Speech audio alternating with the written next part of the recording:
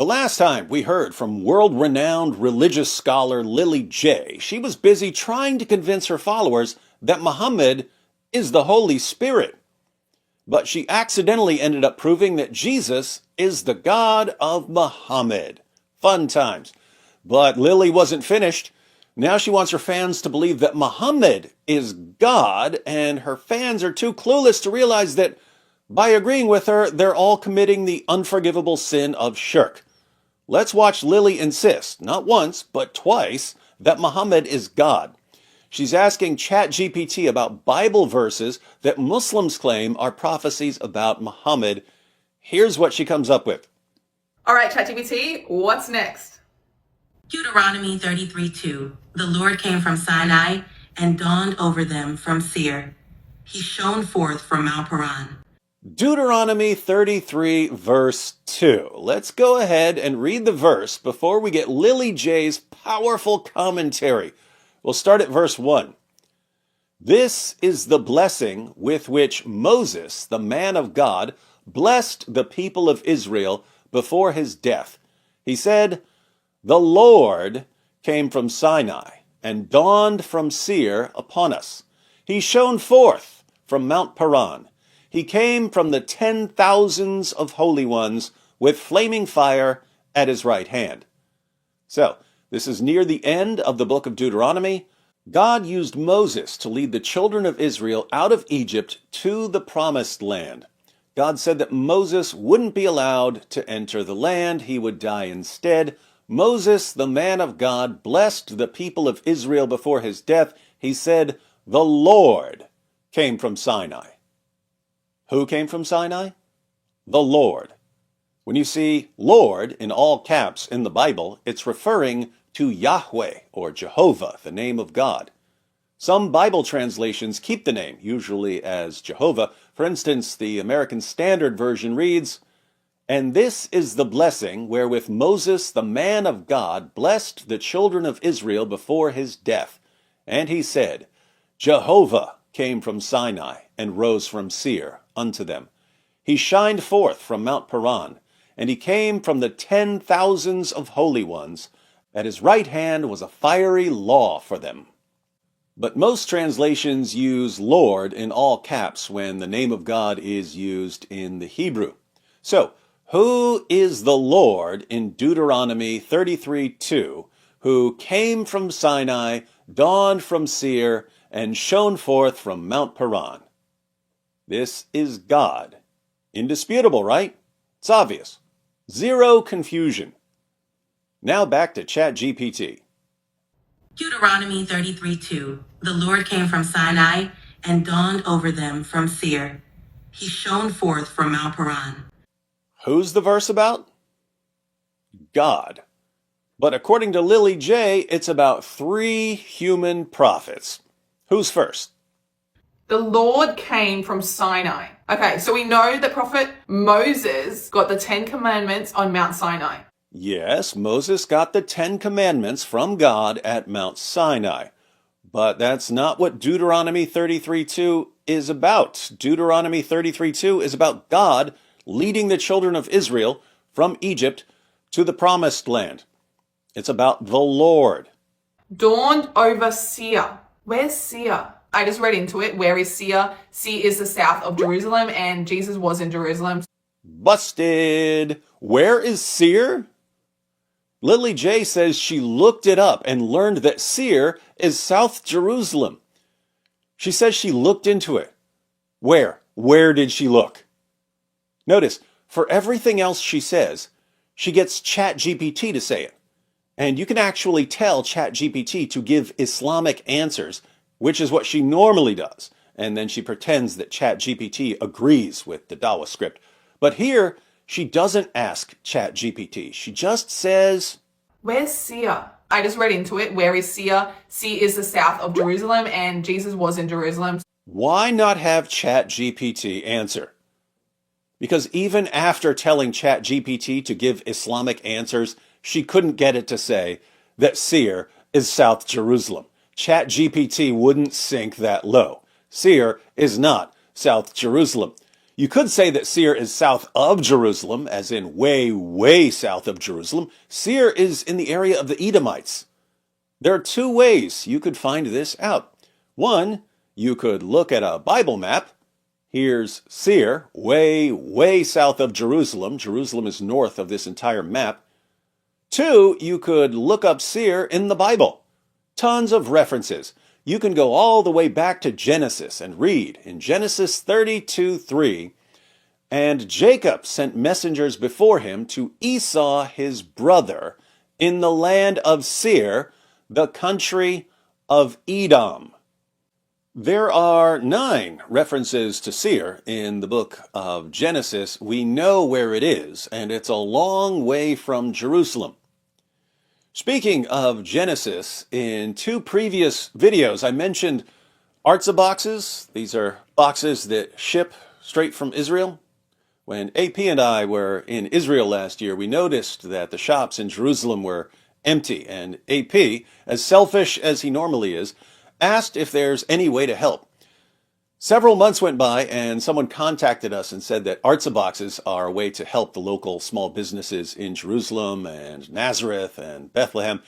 People sign up for quarterly boxes. Artza gathers items from local shops and charities, spices, snacks, crafts, decorations, soaps, all kinds of things, and ships them out quarterly. So you get a new box every 3 months. Anyway, in 2 videos, I mentioned Artza boxes as a great way to get cool items from Israel while helping the people who produce them. The awesome people at Artza were happy that we were promoting their products, so they agreed to sponsor some videos, and I'm going to keep promoting the boxes. I mention them here because the current box is the Genesis box. It's a Genesis theme. Of course, if you're watching this video a few months from now, it'll be a different box. But now is a good time to sign up. They're not expensive. They're fun to open with your family. They make perfect gifts. If you'd like to start getting your Artza boxes, the link is in the description. Be sure to use the promo code DIZZLE to get a discount. Now, back to Seir. Lots of references to Seir in Genesis. You can even look up Seir in the book of Deuteronomy, the same book Lily J is quoting. Plenty of verses, such as Deuteronomy 2:8. So we went on away from our brothers, the people of Esau, who live in Seir. The Edomites, the people of Esau, live in Jerusalem, Lily J? Here's a particularly good reference to Seir. Judges 5:4-5. Lord, when you went out from Seir, when you marched from the region of Edom, the earth trembled, and the heavens dropped. Yes, the clouds dropped water. The mountains quaked before the Lord, even Sinai before the Lord, the God of Israel.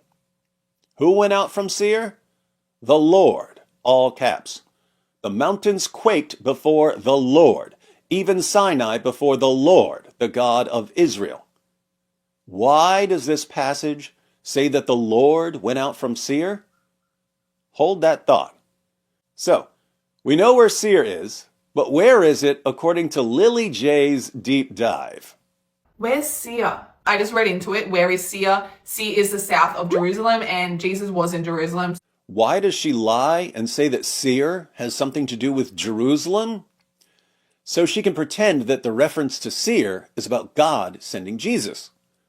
Why would she be so desperate to claim that Seir is about God sending Jesus?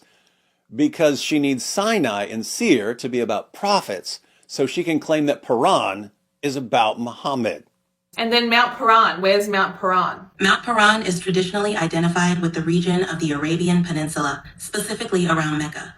It's believed to be the area where Ishmael, the son of Abraham, settled. This connection leads to the interpretation that the verse may refer to the emergence of Islam from that region. Wow. Wow. This is what I meant when I said that you can tell ChatGPT to give you Islamic answers. We performed a little experiment live and asked ChatGPT where Mount Paran is in the Bible. Let's see here. Okay. Where is Mount Paran in the Bible? presence. Okay, so yeah, Lord God is Habakkuk. There's the other one they use, Habakkuk It's 3:3. giving you passages. It's not. Wait, The wilderness of Paran, Sinai Peninsula.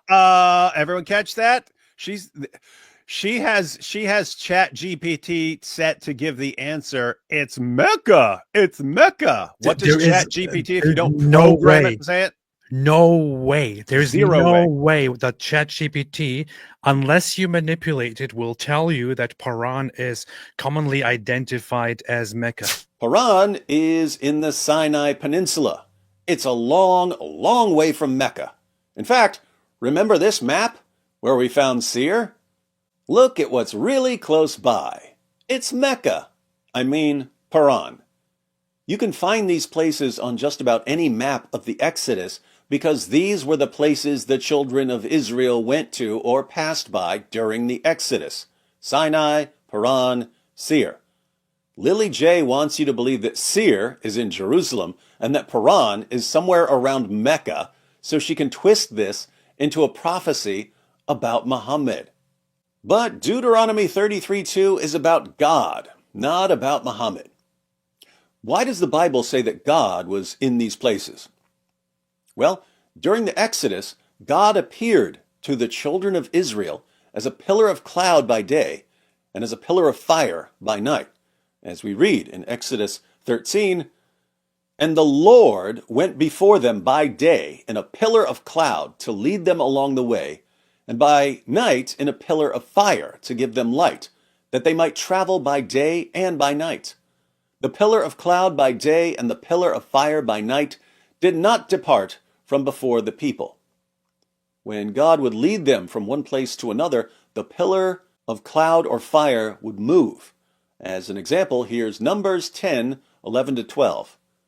In the second year, in the second month, on the 20th day of the month, the cloud lifted from over the tabernacle of the testimony, and the people of Israel set out by stages from the wilderness of Sinai. And the cloud settled down in the wilderness of Paran. Oh, look, Sinai and Paran. It's as if this has absolutely nothing to do with Mecca or Muhammad. Now that we know the locations, and now that we know about God appearing to people, let's revisit Deuteronomy 33:2. The Lord came from Sinai and dawned from Seir upon us. He shone forth from Mount Paran. He came from the 10,000s of holy ones with flaming fire at his right hand. Is this about three prophets, Moses coming from Sinai, Jesus dawning from Seir, and Muhammad shining forth from Mount Paran? No, this is about the Lord. The only thing that could seriously be defended here is that this is about Jesus, since many Christians believe that appearances of God in the Old Testament were appearances of the pre-incarnate Christ.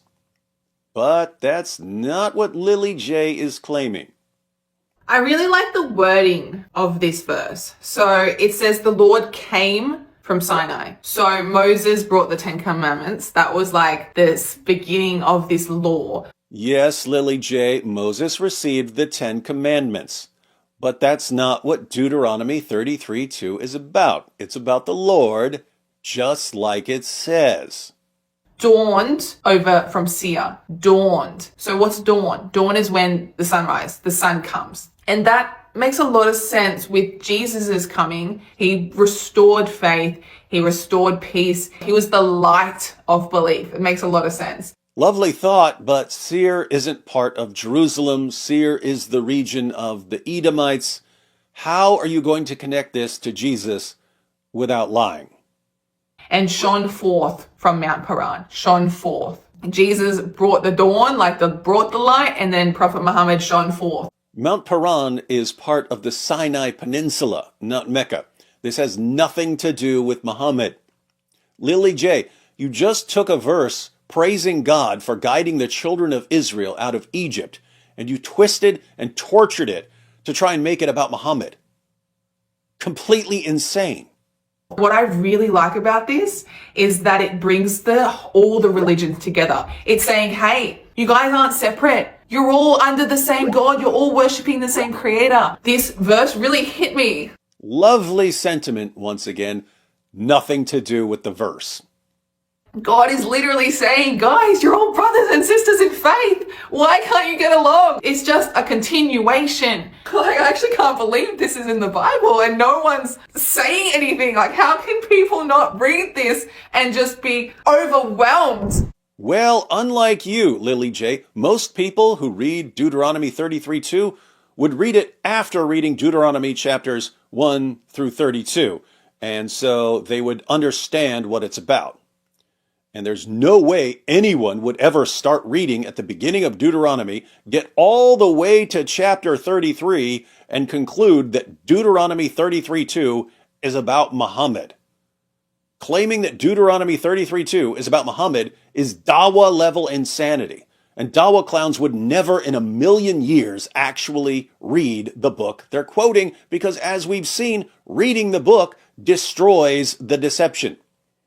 And Dawa is always deception. Speaking of deception, Lily J isn't done yet. Okay. Hang on a minute. I just searched in the Bible. I find all the verses that mention Mount Paran, okay? Really? You found all the verses in the Bible that mention Mount Paran?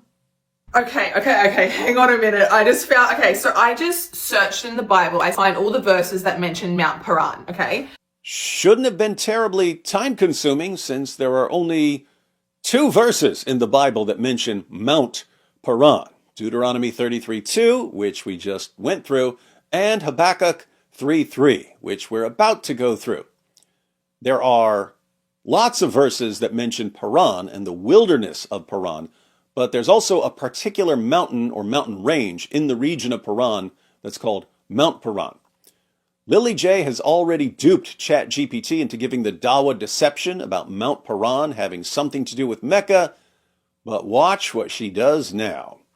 I just found another one. This is just, whoa, listen to this. So it says, the Holy One from Mount Paran. His glory covered the heavens and his praise filled the earth. So this is a prophecy of a Holy One coming from Mount Paran. It is quite literally a prophecy of Prophet Muhammad. Who else could this possibly be about? Who else could this possibly be about?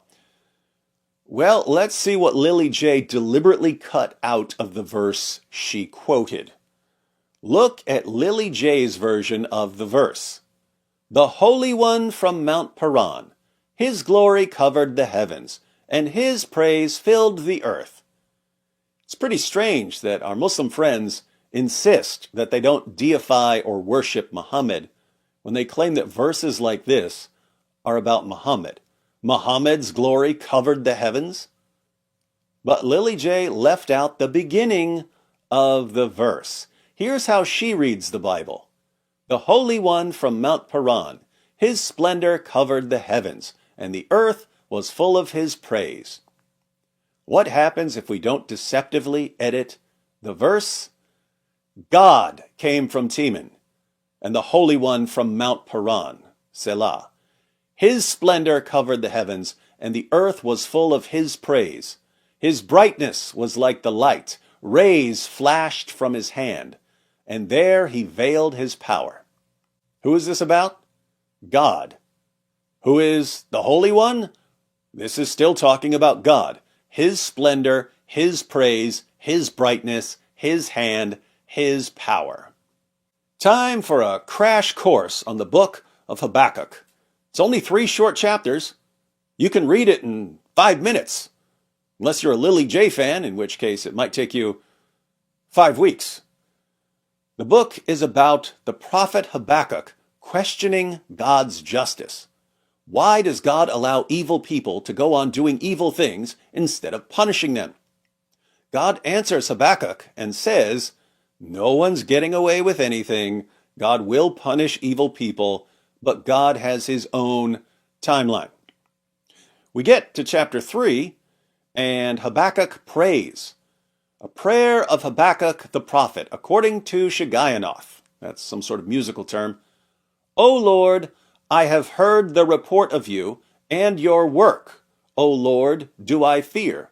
In the midst of the years, revive it. In the midst of the years, make it known. In wrath, remember mercy. So Habakkuk says he's heard things about God and God's work, and he asks God to revive it and to make it known. Then Habakkuk recaps some amazing things God has done. He's reminding people and himself that God knows what he's doing.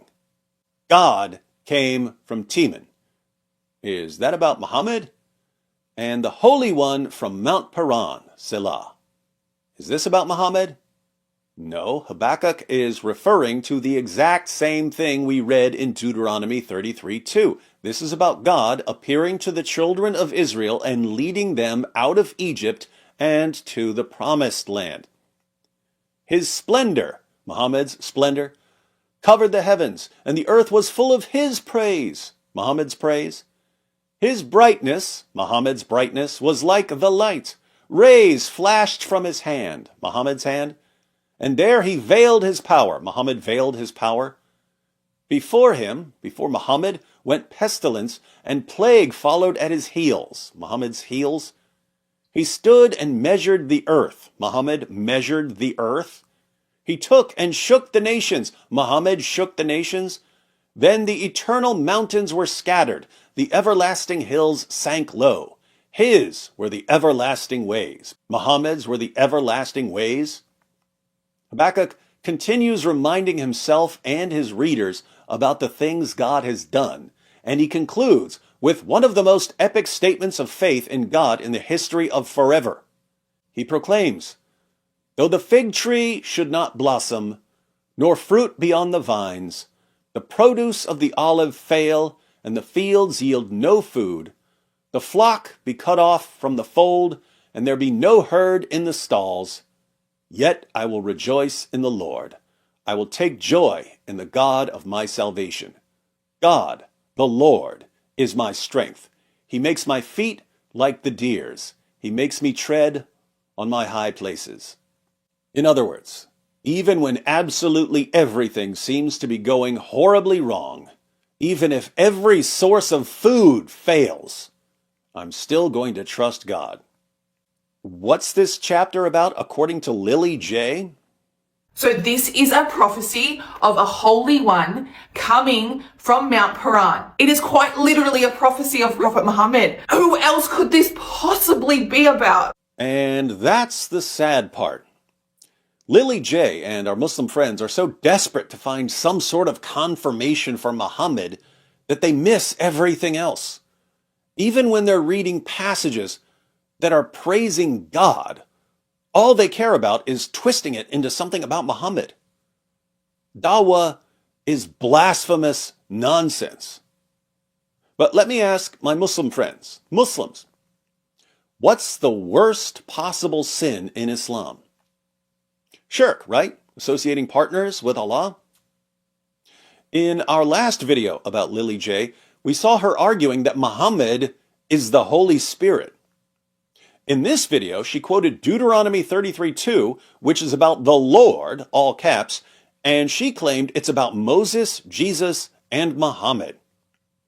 Then she quoted Habakkuk 3:3, claiming that Muhammad is the Holy One whose splendor covered the heavens as he led the children of Israel out of Egypt.